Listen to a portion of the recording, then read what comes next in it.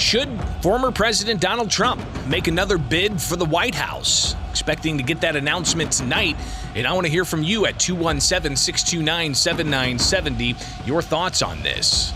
Former President Donald Trump, very divisive, faces a whole host of issues, everything from ongoing litigation over whether or not he needs to testify in front of the January 6th commission, to lawsuits that have been filed about his business dealings in New York, and so on. But former President Donald Trump still very much has popularity among some of the electorate. When he holds rallies, they're rather large, and you can see the support he has from a lot of people on social media. But I want to hear from you at 217-629-7970. Should former President Donald Trump announce that he is going to make another bid for the White House? Everybody discounted him in 2016 when he announced, in a very heavily flooded field of Republicans in that primary. He came out on top. He had a bunch of name calling, but he ultimately came out on top of that. And then you get to the debates that he had with Hillary Clinton, and you can see how he would perform there. But even after Trump was elected, you had election deniers all up and down the ticket, including Hillary Clinton and a whole host of congressional Democrats denying the election in 2016, denying it up and down. Media members saying that Trump was a Russian stooge and that Russia helped Trump in the election. Election deniers in 2016. That still persists to this day with the Democrats back in 2016 saying that they lost and they need to change the system, and a whole host of other controversial, contentious debates since then, including, of course, the whole Russia-Trump collusion narrative, which, by the way, Rudy Giuliani apparently is not going to be facing charges despite an FBI raid that happened on his home.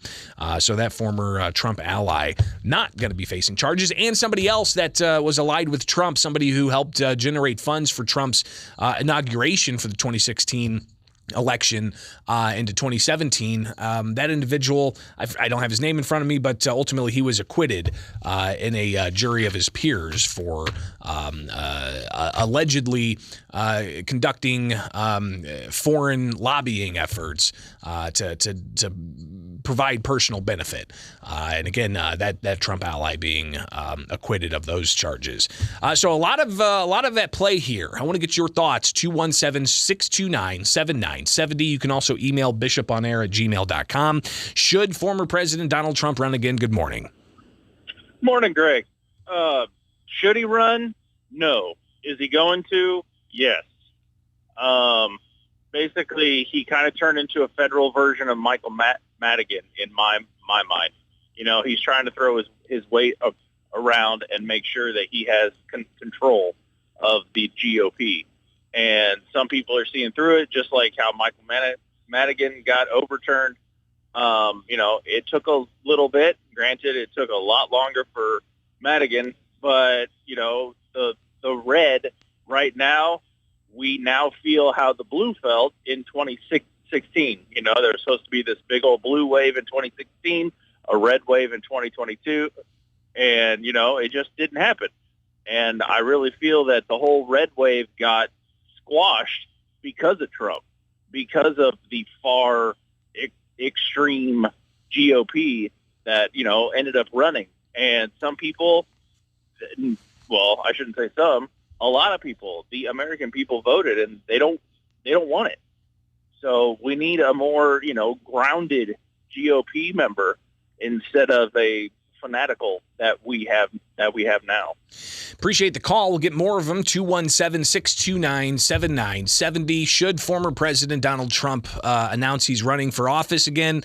An expected announcement tonight from Mar-a-Lago. Of course, we'll bring you that tomorrow morning. But your thoughts. Good morning. Hi. Well, I think President Trump should get rated just like every other working American job performance. We had the lowest job unemployment. We had the lowest gas prices. And you know what? It's about your 401k. How's your 401k doing? Should he run again? Absolutely. So, again, some of the other things that supporters of Donald Trump will say is while he was contentious on an international stage, Russia didn't invade Ukraine. North Korea wasn't launching missiles.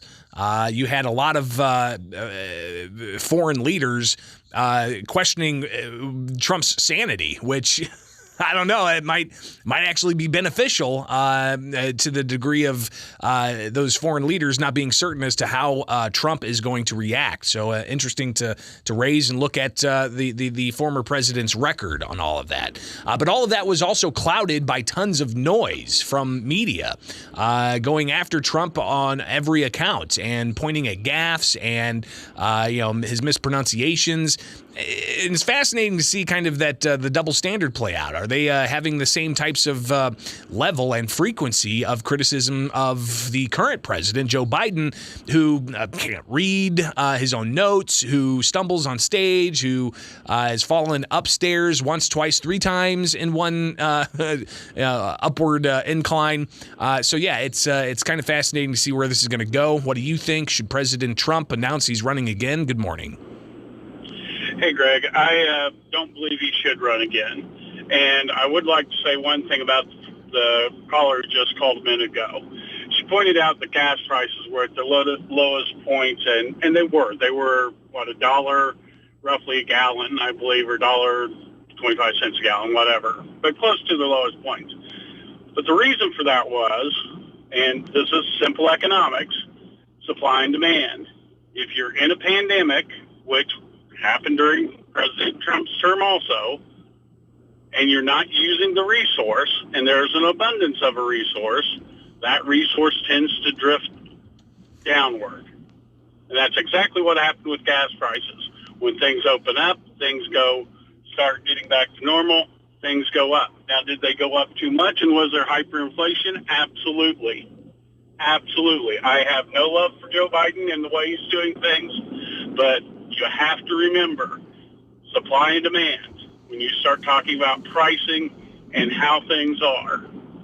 There's a huge difference between saying this president said this absolutely happened because he was in office. No, what were the conditions around that? Well, and the same thing, too, with President Biden saying that, hey, he's had the highest job numbers increase in history. I don't know if that's his words exactly, but that's because, you go from pandemic shutdowns with increases, historic levels of unemployment, to then things opening back up with government saying, okay, you can go ahead and open back up and do in-person business. Yeah, of course you're going to have massive job increases. Right. Yeah. And you are 100% right about that. And that is one reason why I will not make the mistake of voting for him again. Got you down. 217-629-7970 is the phone number. We'll get to more of your calls at, again, 217-629-7970. We'll take this one. Good morning. You're on WMAY. Well, good morning, Greg. Of course, our president should get back in the office because we need him.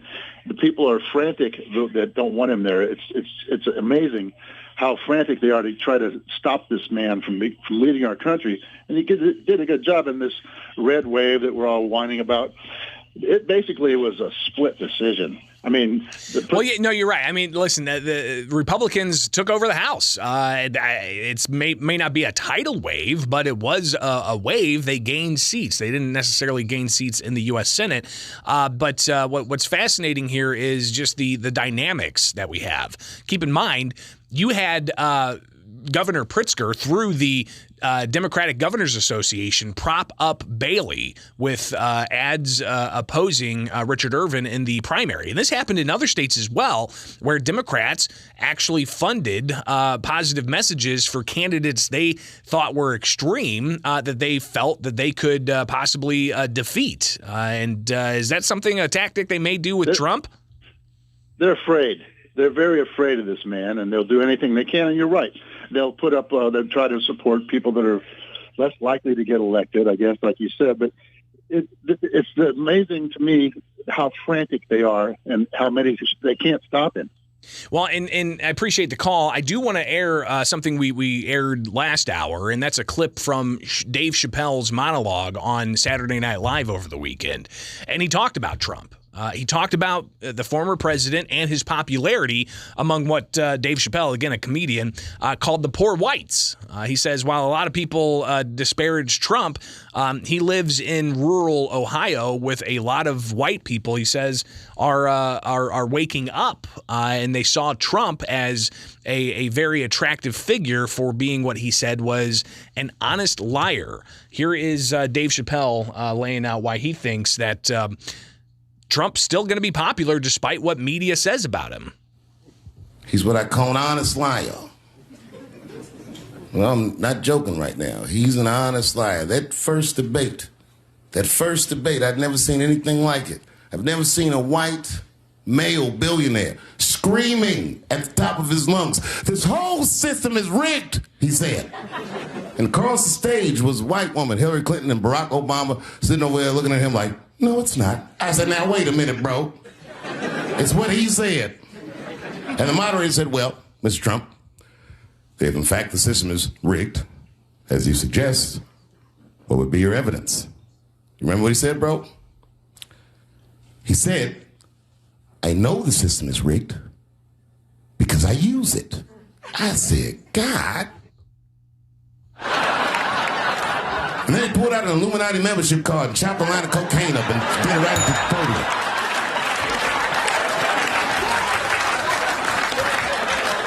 No one ever heard someone say something that true. And then Hillary Clinton tried to punch him in the taxes. She said, "This man doesn't pay his taxes." He shot right back. "That makes me smart."